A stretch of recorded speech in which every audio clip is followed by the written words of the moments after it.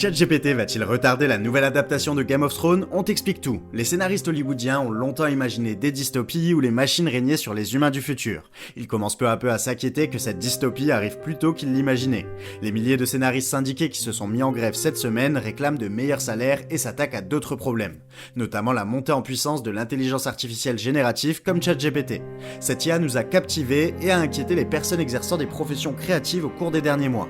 La Writers Guild of America a déclaré qu'elle souhaitait que les principaux studios et réseaux d'Hollywood réglementent l'utilisation de l'IA dans les projets créatifs. La demande spécifique du syndicat, selon un document publié lundi, stipule ce qui suit. L'IA ne peut pas écrire ou réécrire du matériel littéraire, elle ne peut pas être utilisée comme un matériel source, et le matériel couvert par le contrat ne peut pas être utilisé pour former l'IA. ChatGPT a montré qu'il était capable de générer des récits imitant le contenu et le style d'œuvres déjà publiées.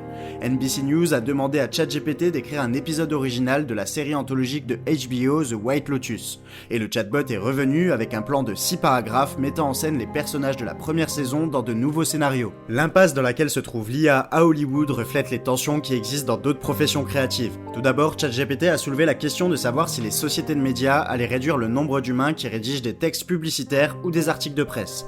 On peut citer ensuite le cas des générateurs d'images alimentés par l'IA tels que DALL-E et Midjourney, qui ont ébranlé les personnes qui gagnent leur vie en faisant de l'art digital.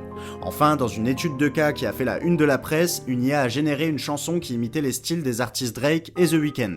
Elle a suscité des vagues d'anxiété dans l'industrie musicale, renforçant les préoccupations autour de la créativité, de la technologie et de la loi. Cette grève inédite a d'ailleurs provoqué l'interruption de l'écriture du préquel de Game of Thrones et la production de la dernière saison de Stranger Things. L'auteur de Game of Thrones, George R.R. Martin, a déclaré que la salle des scénaristes pour son dernier opus a été fermée pour la durée de la grève par la WGA.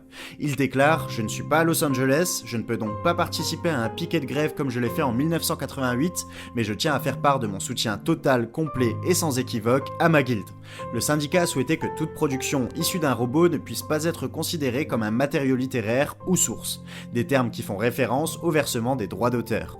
Il voulait aussi empêcher que les scénarios écrits par ses membres puissent être utilisés pour entraîner une IA.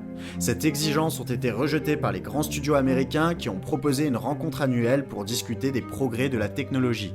Le scénariste se désole de devoir regarder des entreprises technologiques détruire le marché pour tenter de découvrir par elles-mêmes les limites créatives des robots. Le recours à l'intelligence artificielle pourrait en effet permettre d'accélérer le rythme de production, au moment où les plateformes multiplient leurs offres. L'avocat spécialisé Maître Brechen déclare « Je peux vous affirmer que des gens sont déjà en train de faire écrire des scénarios par l'intelligence artificielle, et plus la grève va durer, plus certains vont investir dans ce domaine. Nous sommes donc à une étape charnière de la question de la création. Alors que certains de ces auteurs en grève écrivaient des scénarios où ils imaginaient les déboires de la technologie, aujourd'hui, la réalité a rattrapé la fiction. Dis-nous ce que tu en penses et pour comprendre le monde de demain, abonne-toi à Bloom.